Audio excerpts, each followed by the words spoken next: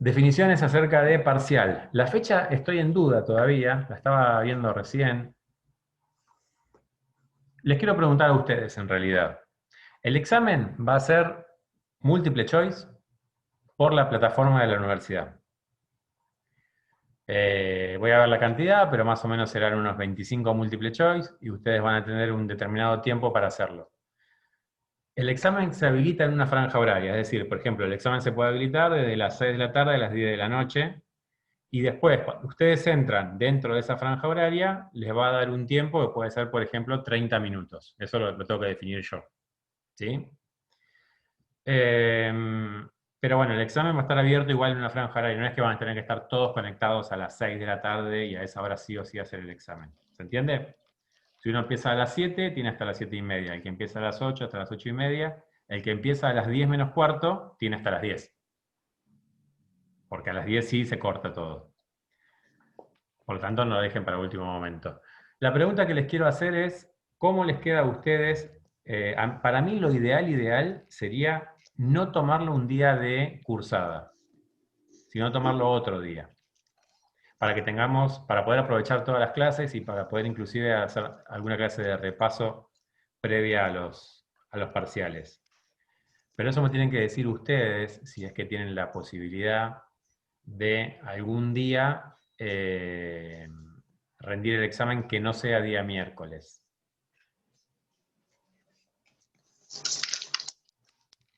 Los escucho. Yo la verdad no ¿Un tengo ningún viernes? inconveniente. Mientras sea después de las 6, no hay ningún problema. Bien. Claro, mientras no se superponga con algún otro, Es no que eso habría no lo podemos problema. saber. Claro, por eso, por ahí teniendo fechas de las otras materias, recién ahí, ¿no? Salvo que lo Podríamos tomemos saber. un sábado.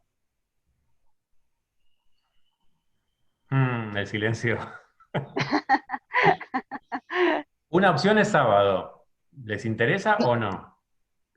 creo que por mi caso por lo menos creo que es preferible un día de semana que no sea miércoles. No tengo problema con el día. Ok. Bien. Sí, yo concuerdo también con la compañera. Ok. Sábado 12 de la noche no iba. Ok. Bueno, listo. Se lo pierden ustedes. ¿El resto qué opinan? Hola, profe, yo recién me conecto. Bueno, le acabo de decir las preguntas del parcial, así que ya te las perdiste, no importa. Bueno, No, les pregunto si el examen va a ser por plataforma, va a ser un múltiple choice, y que a mí me parece que lo ideal sería que no fuera miércoles para no ocupar un día de clase con examen. Entonces, para tener más tiempos de clase y poder hacer clases de repaso inclusive. Pero les preguntaba si pueden otro día que no sea miércoles, si no les complica mucho, para que coordinemos todos un eh, día. Puede ser un viernes. Lo Para que mí pasa puede es ser que cualquier día, ¿eh? que no sea miércoles implica que es día de cursada de otra materia. Entonces al que cursa Claro. el viernes lo caga, y al que si lo pones un martes, el que cursa martes también lo caga. Bien, cuando dijo eso quiso decir que lo embromaba, que lo perjudicaba. Lo joroba. Ahí está. Profe, yo curso todos los días, Bueno, literal, la menos los sábados. felicitamos. La felicitamos, pero entonces estamos complicados ahí. Pero la pregunta es, con las otras Sí, materias, los sábados, por ejemplo, sí puedo, pero los días de semana curso todos los días. ¿y en las otras materias están cursando también así por videoconferencia o algunas están haciendo exclusivamente en la plataforma? Todas eh, con, yo por lo menos todas con videoconferencia. yo también, de lunes a jueves. Después ya doy un poco libre. Bueno, no les voy a complicar la vida entonces, porque yo sé que esto es la parte más compleja. Lo vamos a hacer un miércoles, porque si en todas las materias están teniendo clases así que tienen que estar ustedes presencial, la idea es no complicarlo justamente. Y después, si no, cuando tengamos toda la fecha de los parciales, siempre va a haber uno que un día no puede. Así que, nada, lo estoy pensando a medida que lo digo, pero lo vamos a dejar para miércoles. Y después les confirmo la fecha, pero lo más probable, por lo que estuve viendo, ya les digo.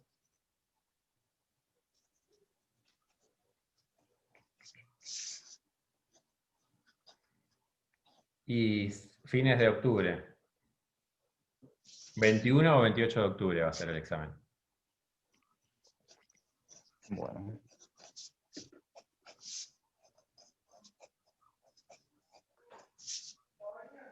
O sea, dentro de 6 o dentro de 7 semanas. Porque el cuatrimestre tiene 14 semanas, es un cuatrimestre más corto de lo que es normalmente, y si lo estiramos mucho en este primer parcial, después vamos a tener muy poco tiempo para el segundo parcial. Muy poco tiempo de clases. Y los temas a evaluar van a ser igual todos. Entonces, quiero que sea parejo entre los dos parciales.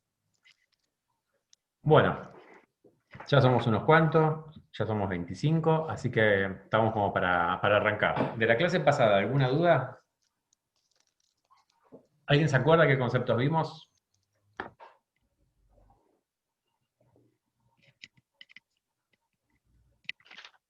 Eficiencia, Visión, eficacia, visión, Bien. Misión, misión, Misión y visión. eficiencia, eficacia. los valores también.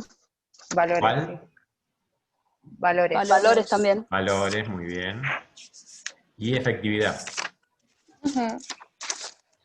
Ok. Bueno, perfecto. En cuanto a estos temas, no tienen tanto para leer en la bibliografía. En realidad es más que nada lo que estuvimos charlando en la clase. Y son temas que cuando los pregunto asociados a algún otro tema. Por ejemplo, no sé, tal teoría apunta a la eficiencia o a la eficacia. Ustedes, si conocen la teoría y si conocen las dos definiciones, van a poder decidir a cuál apunta esa teoría. ¿Sí? Un ejemplo de pregunta. Hoy vamos a arrancar ya así con temas que están directamente en el libro, en Chevenato. El libro de Chevenato tiene los primeros 2 capítulos que son introductorios, en los que básicamente vamos a hablar un poco de lo que es la historia de la administración y desde cuándo el hombre administra. ¿Ustedes qué piensan? ¿Desde cuándo existe la administración? Desde siempre. Es así, administrar es tomar decisiones, tomó decisiones desde siempre el hombre. Bien, desde siempre. ¿Por qué? Porque el hombre se administró toda su vida, desde que el hombre es hombre. ¿Qué se administraba el hombre de las cavernas? y La Recursos. comida. sus raciones La de comida, los comida. recursos. La comida, los recursos, el tiempo, en qué momento, si tenía que cazar o recolectar, en qué momento lo iba a hacer. Entender cuándo era invierno y cuándo era verano, como para saber cuándo podía salir y cuándo se tenía que quedar adentro del refugio que tenía. Es decir, el hombre siempre ha administrado, siempre nosotros nos administramos desde muy chicos. Lo primero que administramos principalmente, y lo más fácil de ver, es el tiempo. ¿Sí? Decidimos cuánto tiempo le vamos a dedicar a cada cosa. A veces esa administración se nos va un poquito al carajo, ¿sí? Si estamos 10 horas que metimos maratón de serie, pero en definitiva, ese tiempo que utilizamos para mirar series no lo estamos utilizando para otra cosa. Entonces, eso ya es una decisión tomada y eso es administrarse sus tiempos, ¿sí? Todos administramos desde que somos personas. Ahora, la administración como disciplina, como elemento de estudios, también se empezó a estudiar hace mucho tiempo. Sin embargo, empezamos a encontrar autores de administración, específicamente de administración, hace no tanto tiempo. Es una disciplina en realidad bastante reciente comparado con otras. Vamos a encontrar en la historia muchísimos ejemplos de administración. Yo siempre les recomiendo leer 2 libros que son muy cortitos. Uno es El Príncipe de Nicolás Maquiavelo. ¿Escucharon alguna vez hablar de Maquiavelo? ¿Qué escucharon de Maquiavelo? Hay una frase que es la más conocida.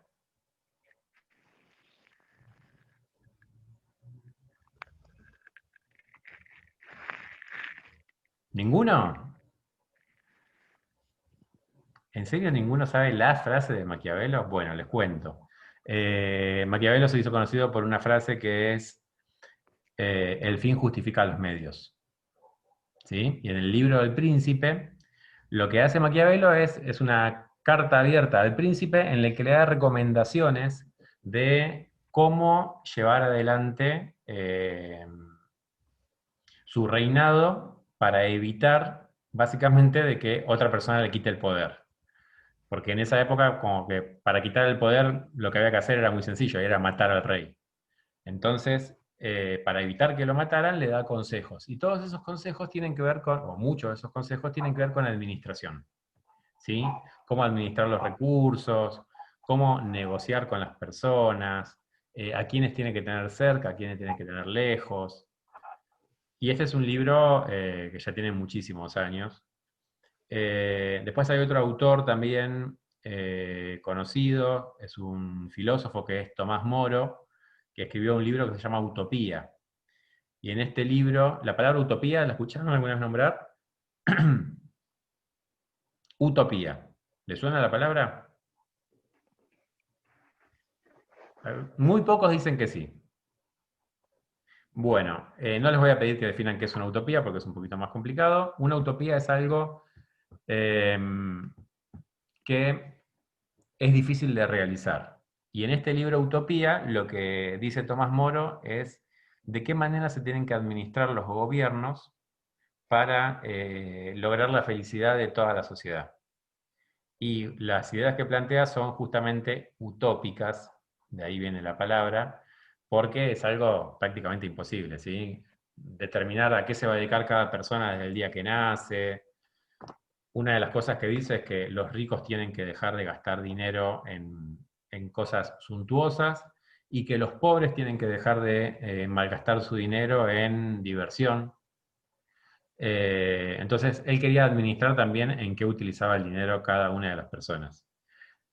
Obviamente no era muy querido Tomás Moro por la gente que leyó su libro, y de ahí surge el concepto de utopía, en cuanto a que es algo que podría llegar a estar bien, pero que es completamente irrealizable. Bien, estos son autores muy viejos que hablan de administración. Después van a encontrar entre los clásicos, entre los filósofos clásicos, muchos que hablan de cómo tienen que administrarse, los griegos, los romanos. Si vemos cómo se construyó una pirámide, podemos hablar de administración también. En definitiva, en la historia vamos a encontrar un montón de hechos referidos a administración, pero no vamos a encontrar personas que escriban sobre administración. Eso lo vamos a encontrar recién a partir del año 1900. En el capítulo 3 de Chiavenato vamos a arrancar con la primera escuela administrativa, que es la llamada escuela clásica. Nosotros vamos a ir avanzando con la historia y con las distintas escuelas administrativas.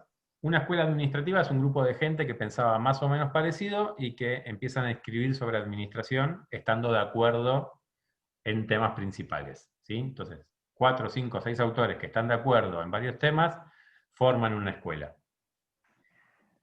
Y van a ver ustedes que clase a clase vamos a ir avanzando con escuelas, y la administración lo que tiene de particular es que las escuelas no... el que aparezca una nueva teoría administrativa no implica que la teoría administrativa anterior desaparezca, sino que las teorías conviven y simplemente se van mejorando, se van perfeccionando, se van criticando unas a otras muchas veces, y van dando distintas miradas acerca de cómo se debe administrar una organización. Pero insisto, es un conocimiento que se va acumulando y que no va, por más que la teoría sea completamente contraria a la anterior, no es que la anterior se deja de utilizar, ¿sí? Sino que se sigue utilizando y aparece simplemente una teoría nueva que también la pueden llegar a utilizar las organizaciones. Esta primera escuela que vamos a ver es la escuela clásica, cuenta con 3 autores, cuenta con un montón de autores, pero vamos a mencionar 3 que son los principales. Hoy vamos a hablar de Frederick Taylor, de Henry Ford y de Henry Fayol. ¿Escucharon alguna vez hablar de alguno de ellos? Los que escucharon, ¿de quién escucharon algo? Es Ford. De Ford. Bien. De Taylor, ¿alguien escuchó hablar del Taylorismo? Era anterior a Henry Ford. Eran en realidad contemporáneos, no era anterior, son de la misma época. ¿Y de Fayol? ¿Henry Fayol? ¿Escuchó alguno hablar? Creo que un poco también en teoría de la organización, pero muy poco. Puede ser que se hablaba sobre la división del trabajo Sí, bueno, en tareas. hoy vamos a ver que estos autores, una característica en común que tienen es la división del trabajo. Bueno, vamos a empezar a ahondar un poquito en estos temas. A los que tengan el libro en papel, como les dije la clase pasada, les recomiendo que lo tengan a mano para que vayan marcando más o menos los títulos y los temas que vamos viendo, les va a servir de guía para ir siguiendo la clase y para además ya ustedes empezar a resumir el libro o al menos saber dónde está cada cosa, ¿sí? Que no es un detalle menor. Entonces vamos a empezar con el capítulo 3, que es la primera teoría, que es la administración científica. Antes de entrar en la administración científica, vamos a poner un poquito de contexto histórico para que entendamos el por qué surgen estas teorías, ¿sí? A mí me parece muy importante que se entienda el por qué surge una teoría, porque eso les va a ayudar a ustedes, el entendimiento les va a ayudar a tener que estudiar menos, ¿sí? Si no, la única alternativa, si no hay entendimiento, es estudiar de memoria. Y esta materia, para estudiarla de memoria, es demasiado larga. Y demasiado confusa si la quieren estudiar de memoria. Entonces, vamos a partir de la base del entendimiento. Bien. Año 1900, ¿sí? Principio del siglo XX. El mundo venía de varios hechos históricos, y ahora voy a hacer un resumen, muy resumen, quiero que sepan, cualquier profesor de historia me estaría matando. Pero básicamente el mundo venía de dos hitos importantes que eran las revoluciones industriales, ¿sí? Esas que seguramente estudiaron en algún momento en el secundario y se preguntaron para qué carajo la estaban estudiando. Bueno, tenían que ver con esta clase. Las revoluciones industriales no ocurren porque sí. ¿Sí? Cuando ocurre una revolución industrial, no es que un día se levantan 10 locos y dicen vamos a empezar a hacer inventos y vamos a inventar máquinas. No ocurre de esa manera, sino que ocurre a partir de necesidades de la sociedad. Algo que vamos a tomar como un denominador común en la materia es que la administración siempre también surge a partir de necesidades que va teniendo la sociedad. Lo primero que vamos a determinar es cuáles son esas necesidades para entender el por qué surge una teoría administrativa. Revolución industrial, entonces, ¿por qué surge? ¿Cuál es el motivo del cual un montón de gente empiece a inventar cosas? Básicamente lo que pasaba es que la gente, la producción que había, la forma de producir que se tenía hasta ese momento, no alcanzaba para la cantidad de gente que había. La gente sencillamente se moría de hambre. Entonces, estos inventos, estas máquinas que empiezan a aparecer, estos aumentos de producción, se deben a que se empieza a buscar formas de aumentar los niveles de producción para lograr alimentar a toda la población. La primera revolución industrial lo consigue, logra aumentar los niveles de productividad de las empresas, que en ese momento ni siquiera eran empresas. Estamos hablando de talleres que principalmente se encontraban con tareas ligadas a lo que es el campo. Pero la primera revolución industrial logra un salto de productividad. Ese salto de productividad lo que genera es que empiece a aumentar la cantidad de productos que hay y por lo tanto las personas empiezan a no morirse de hambre tan rápido. ¿Eso qué implica? Que hay más gente, porque la gente tarda más tiempo en morir, porque aumenta la esperanza de vida. Si hay más gente, también necesitamos aumentar la producción, porque antes teníamos 100 millones de personas, ahora tenemos 200 millones de personas. ¿Sí? Entonces, el haber logrado el aumento de la productividad genera que haya mayor población. La mayor población presiona para que haya un nuevo aumento de productividad. Y ahí se produce la segunda revolución industrial. ¿Sí? Esto, insisto, es muy a grosso modo. Al mismo tiempo, lo que empieza a suceder es que se empiezan a producir las primeras fábricas. Y las fábricas se van a emplazar en lugares estratégicos que son las grandes ciudades. Como las fábricas se ponen en las ciudades, esto genera que el lugar de trabajo deja de ser el campo, el lugar donde se requiere mano de obra deja de ser el campo y pasa a ser la ciudad. Entonces empiezan a producir migraciones del campo a la ciudad. La gente empieza a ir a la ciudad porque es el lugar donde hay trabajo. Estas migraciones nuevamente generan un círculo en el cual más gente en la ciudad, necesito aumentar la productividad para alimentar a toda esa gente.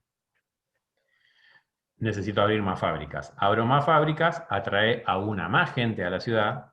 Entonces, las fábricas empiezan a crecer muy rápidamente y a aumentar su producción muy rápidamente porque cada vez empiezan a tener mayor cantidad de población las ciudades. ¿Me siguen hasta ahí? Sí, ¿Sí? ¿Se entiende la idea más o menos? sí, Bien. sí. Sí. Bien. Bueno, entonces, este aumento de las ciudades lo que empieza a generar es que las fábricas crezcan, pero las fábricas empiezan a crecer de una manera un tanto desordenada, ¿sí? En el año 1900 es una época en la que se producen dos hechos bastante extraños. Por un lado se produce en economía lo que se llama demanda creciente. ¿Qué significa esto? Que las empresas, las fábricas, todo lo que producían lo vendían. Si tenían alguna parte, o sea, si ellos aumentaban su producción, la venta estaba asegurada. ¿Sí? Si yo fabrico 10, vendo 10. Pero si fabrico 20, voy a vender 20, porque la demanda es creciente y me están pidiendo los productos. Y si fabrico 100, voy a vender 100. ¿Se imaginan ustedes que en una época como esta, la comercialización, el marketing, era algo que no tenía mucho sentido? Porque la gente iba directamente a la fábrica a buscar el producto. ¿Sí? Las grandes charlas que tenemos hoy en día sobre marketing, que cobran carísimo para dar una charla, se hubieran muerto de hambre en esta época. Porque la venta no era el problema era la producción. El problema que tenían las fábricas era cómo hago para aumentar mi producción. Yo les dije que se producían dos hechos significativos en esta época. El primero es la demanda creciente, esto de que más produzco, más vendo. Ustedes se imaginan, eso es una situación genial para cualquier empresa. ¿Sí? Cualquier empresario, ¿qué desea más que vender todo lo que fabrica? De no tener problemas de venta. Sin embargo, a pesar de esta situación ideal para las fábricas, es una época en la que todos los días, sistemáticamente, quebraban cientos de fábricas. Lo cual no tenía ninguna lógica desde el punto de vista económico, porque si tenemos demanda creciente, ¿cómo es posible que las fábricas quiebren? Y el motivo por el cual las fábricas quebraban tiene que ver con lo desorganizadas que estaban. Cuando estas fábricas empiezan a aumentar sus niveles de producción, empiezan a contratar gente. Pero ustedes se imaginan que el proceso de selección de esta gente no era algo muy rebuscado, no es que cada una de las fábricas llamaban a su sector de recursos humanos y hacían una búsqueda con determinado perfil. No, ¿cómo funcionaba en esa época? Necesitamos 100 empleados, abrían la puerta y entraban 100 personas. Y esas 100 personas entraban y se ponían a trabajar. ¿Cuál era la capacitación de esas 100 personas? Muy sencillo. Las ponían en un lugar de la fábrica y le decían, vos te vas a dedicar a trabajar en este área, y se iban. Entonces el tipo que llegaba, imagínense ustedes, entran a un trabajo, los ponen en una fábrica el primer día, entran y no tienen ni idea de qué es lo que tienen que hacer. Pero ven que hay un montón de gente paradita, una al lado de la otra, haciendo lo mismo. Entonces, ¿qué es lo que hacían las personas? Lo mismo que haríamos cualquiera de nosotros. Miran al que está al lado y empiezan a copiar lo que hace el que está al lado. ¿Sí? El problema es que, como las fábricas estaban creciendo mucho, el que estaba al lado, capaz que está trabajando en la fábrica desde hace 2 meses. Y yo lo estoy tomando como que es mi maestro y que la tiene re clara. Y él quizás aprendió de otro que estaba al lado de él, que hacía 1 mes que estaba trabajando. Es decir, que el aprendizaje se produce de una manera bastante confusa y bastante incompleta. Y además las fábricas, esto de tenemos que fabricar más, listo, meter más gente, implica que nadie tampoco se tomaba el tiempo de pensar, bueno, a ver, contraté 100 empleados nuevos, ¿compré herramientas para 100 personas nuevas? Eso no pasaba. Lo que sucedía era que en un momento alguien decía, che, faltan martillos. Entonces iban y compraban, bueno, a ver, trae 1000 martillos. Y quizás tenían 2000 empleados. ¿Qué era una fábrica en el año 1900? Una fábrica en una gran ciudad. Era un lugar, imagínense ustedes, en el que trabajan a la vez 10.000 personas en turnos rotativos las 24 horas del día. Los 1000 martillos que compré no me alcanzaban para toda esa gente, y si encima trabajaban en turnos rotativos, cuando una persona dejaba el puesto de trabajo, venía otra a ocupar el mismo puesto. Si la persona que se fue se llevó el martillo y lo dejó en otra parte, el martillo desapareció. ¿Sí? Yo siempre digo que el mismo efecto sucede en la universidad con los borradores y los fibrones. De golpe desaparecen todos los borradores porque todos los profesores se llevaron su borrador y la universidad se quedó sin borradores. Entonces era realmente un desorden, ¿sí? Era muy complicado para las fábricas trabajar en este contexto, porque necesitaban producir mucho, pero al mismo tiempo tenían semejante desorden que hacía que las fábricas quebraran. ¿Por qué quebraban? Y porque, imagínense ustedes una persona que entra a trabajar y los primeros 3 días no sabe qué hacer. Pero yo los 3 días se los pagué. Y después, cuando sí sabe qué es lo que tiene que hacer, se pasa la mitad de la mañana buscando las herramientas necesarias para poder hacer su trabajo. Y ese tiempo también lo pagué. ¿Qué hace todo esto? Aumenta los costos de fabricación. Pero con el desorden que tenían las empresas, esos costos, generalmente cuando uno tiene un aumento en sus costos de producción, los traslada a los precios, ¿sí? Si a mí fabricar una, voy a decir una gansada, pero fabricar una torta me sale 20 pesos, la torta la voy a vender a 40. Ahora, si me aumenta el costo de fabricación de una torta y en lugar de 20 pesos me sale 30, bueno, voy a aumentar el valor de la torta, ¿se entiende? Este análisis, en este momento tan vertiginoso y con tanto lío en las fábricas, no se hacía. Y entonces las fábricas quebraban. Ante este gran desorden, ante este gran lío, es que la administración empieza a necesitar una respuesta. Y la respuesta se la viene a dar un señor llamado Frederick Taylor, que es el primer autor que vamos a ver nosotros. Que lo van a conocer, su teoría se la conoce como administración científica. ¿Sí? ¿Qué es lo que hace Taylor? Observa. Lo primero que hace es observar y dice, esto es un quilombo. Acá tenemos que modificar algo porque esto es realmente un quilombo. Se da cuenta de cuál es el problema. Entonces dice, lo primero que tenemos que hacer es poner orden en las fábricas. Y para poner orden en las fábricas, arma una especie de manual en la cual hay 9 puntos, y ese manual se llama Organización Racional del Trabajo. Lo vamos a conocer con la sigla de ORT. Organización Racional del Trabajo. Hay 2 palabras muy importantes dentro de este concepto. El de organización, ¿sí? Lo primero que está marcando, esto hay que organizarlo, porque es un lío. Y la segunda palabra es fundamental, racional. Hay que organizarlo de manera racional, es decir, de manera pensada, de una manera lógica. De ahí que el estudio de Taylor recibe el nombre de administración científica, porque lo que él busca es ponerle un grado de certeza a la administración a partir de utilizar métodos que él considera científicos, ¿sí? Y busca formas científicas de resolver el problema de productividad de las empresas. ¿Me siguen hasta ahí? ¿Sí? Hasta ahora llegamos a la fábrica. O sea, toda esta introducción es para llegar a que estamos en una fábrica que es un quilombo. Y viene Taylor y empieza a tratar de solucionar este quilombo. Punto que a mí me interesa mucho dejar en claro es cuando los alumnos generalmente leen a Taylor solos, me imagino que todos ustedes ya leyeron el capítulo 3, los que dicen que sí no les creo nada igual, y los que dicen que no, no pasa nada, está bien. O sea, si leyeron es genial, y si no leyeron hay que empezar a leer. Cuando uno lee solo a Taylor, puede llegar a un punto en el que diga, che, qué bueno que está esto. Qué bueno que están estas cosas que dice este tipo. Mi objetivo, mi misión dentro de esta materia, mi misión como docente en la universidad, es que ustedes odien a Taylor. Yo voy a buscar que ustedes odien a Taylor.